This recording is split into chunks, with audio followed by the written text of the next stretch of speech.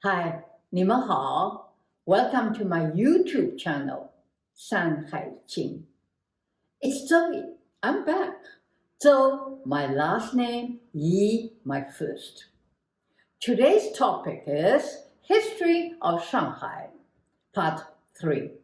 What made Shanghai unique?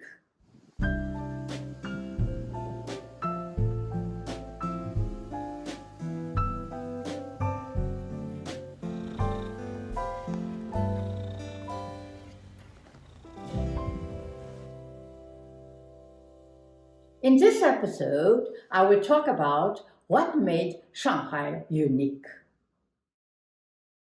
Some call Shanghai a city that is partly Zhongguo and partly Western, and some have mocked, calling it neither Zhongguo nor Western, amount to nothingness.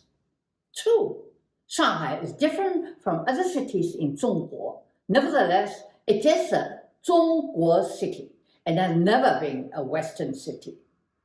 Even when the foreign population increased after the First World War, Westerners remain a small percentage. According to the 1925 census, there were 38,000 foreigners residing in the concessions, out of a total urban population of roughly 2.5 million.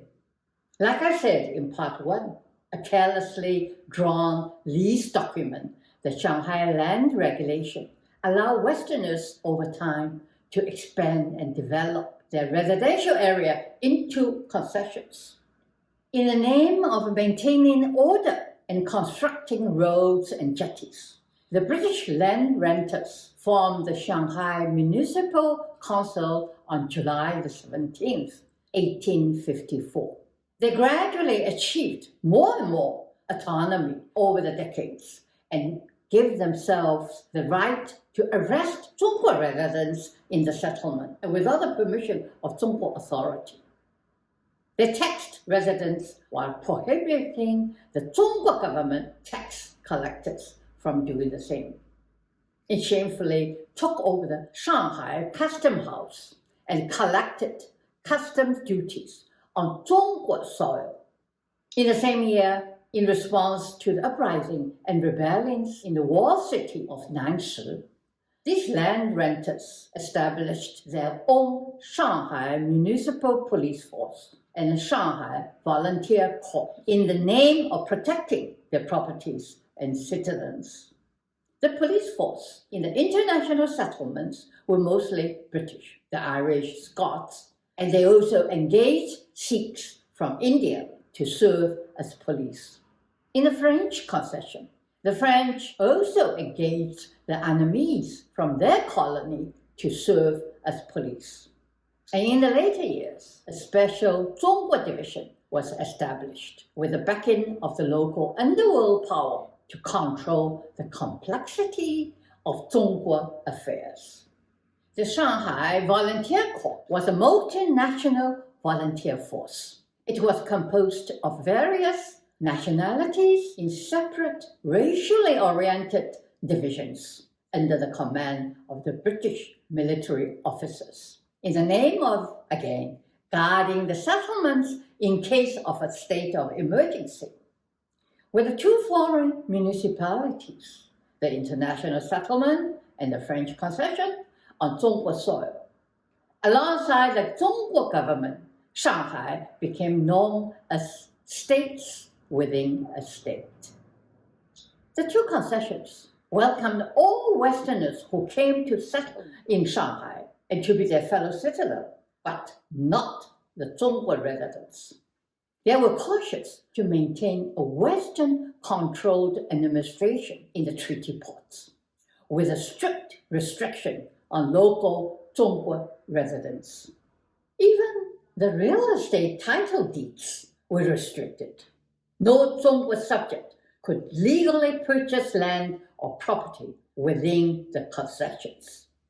My mother purchased her house in the French concession by using a Portuguese French name, and after which he transferred the title deed back to her, though that was also forbidden. But by the late 30s, Western controlling power was on the decline, and restrictions loosened. Over the decades, besides in the business arena, there were limited social interactions between the Zhongguo residents and the Shanghailanders. To the British authorities, interaction with the Zhongguo residents and any other non-Western groups would undermine the priority of Shanghailanders' identities. And the most infamous sign posted on the gate of one of their restricted public parks sounded like a bad joke. It exposed their 真面目, the true face of who they really were. Immediately after that incident, a local wealthy Zhongguo man opened his private garden to the public, which became known as 张家花园, the Zhang Garden. It features the Zhongguo landscaping architecture. Its popular tea house became a well-known social gathering spot during the 1920s, which my grandmother and my mother's older sister frequented. It was a clear message to the Shanghailanders. You can have yours, we have our own. It was due to the Western extraterritorial rights and the special privileges that Shanghai became a paradise for fortune-hunting adventurers. It attracted more and more Western banking and financial institutions to do business in Shanghai. And the Shanghailanders were quick to claim credit for building Shanghai. The expansion and growth of Shanghai did not come overnight after the Westerners' encroachment. It began to grow only after the arrival of Zhongguo population. It first happened during the Xiaodaohui, the Small Sword Society revolt, when the rivals seized the walled city and the people within escaped into the settlements for safety. And later, due to the wars between the warlords, more Zhongguoren fled from city and towns in other regions and settled in the concessions. The boom came with an increased Zhongguo population. By collecting taxes on the Zhongguo settlers, the foreign municipalities had the money to build roads and utilities. Most importantly, Zhongguo settlers brought in abundant money, as well as the elite and the intellectuals, and with them, their commerce and culture.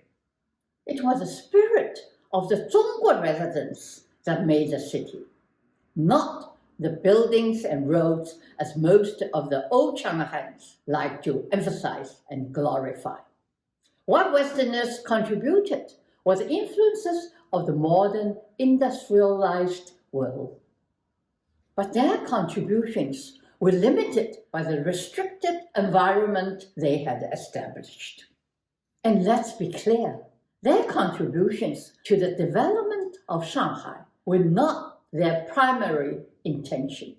Ultimately, their contribution was an ironic one.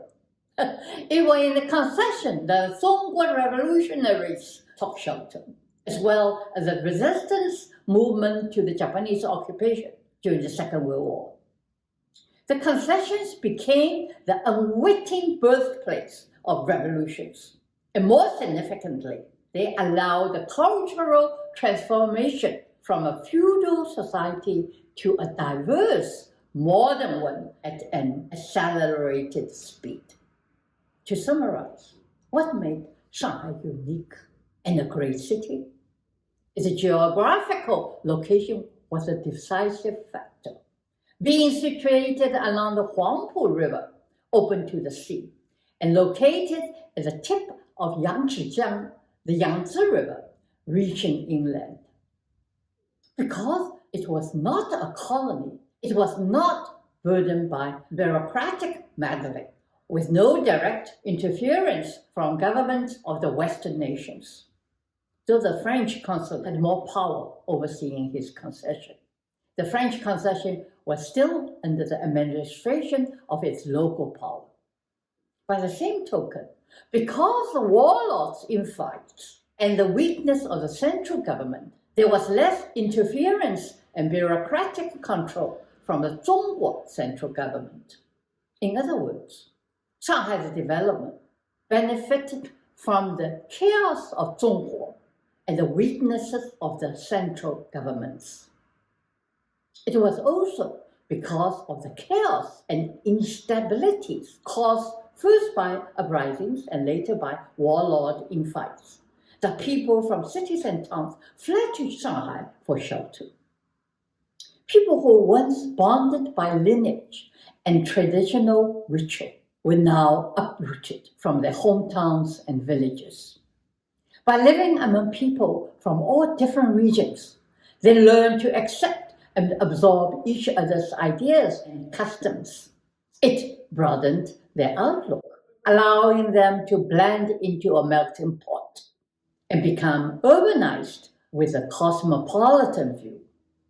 Living side by side with Westerners in a cosmopolitan city with so many different nationalities, the influence of Western culture and lifestyle was inevitable, and Western culture became integrated into their own.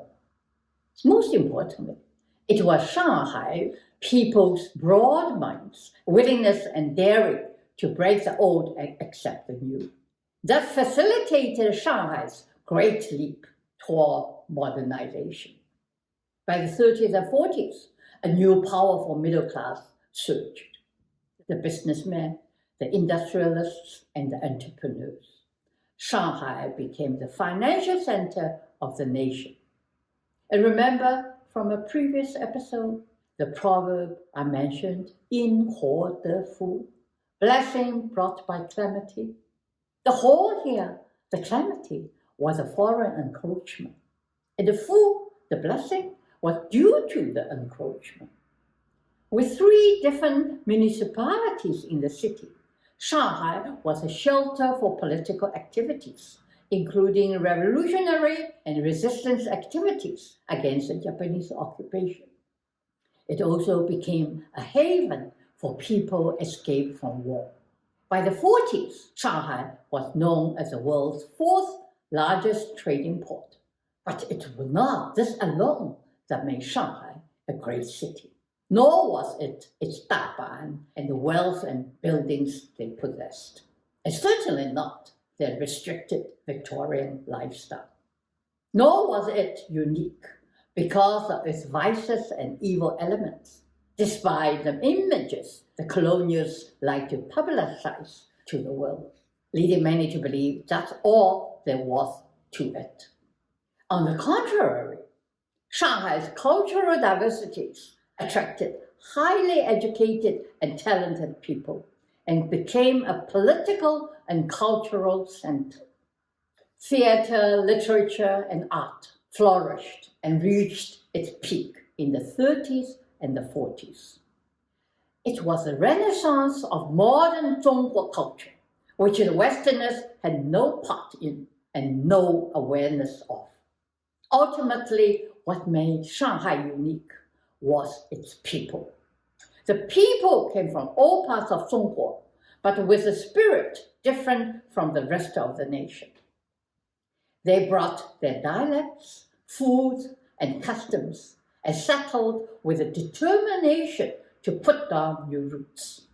The city was quick to acquire the new and absorb the unknown with little discrimination. The people were quick to respond to any situation with humor and optimism. No city has such vitality and resilience, weathering a constantly changing political climate. It was a city that never went to sleep. As the saying goes, nothing shocks a Shanghai person, and nothing is too good for Shanghai. It was a city ready to embrace new ideas, and its people never failed to look at it with open minds and high spirits. And I would say that it is still so, even to this day. Due to the busy holiday season, I've kept this episode short. In the next episode, I will talk about the old Shanghai, what it was really like in the early 20th century. Tune in for part 4 of the history of Shanghai. And thank you again for listening. Wishing you the best of health and thriving 2024. Take care, 保重。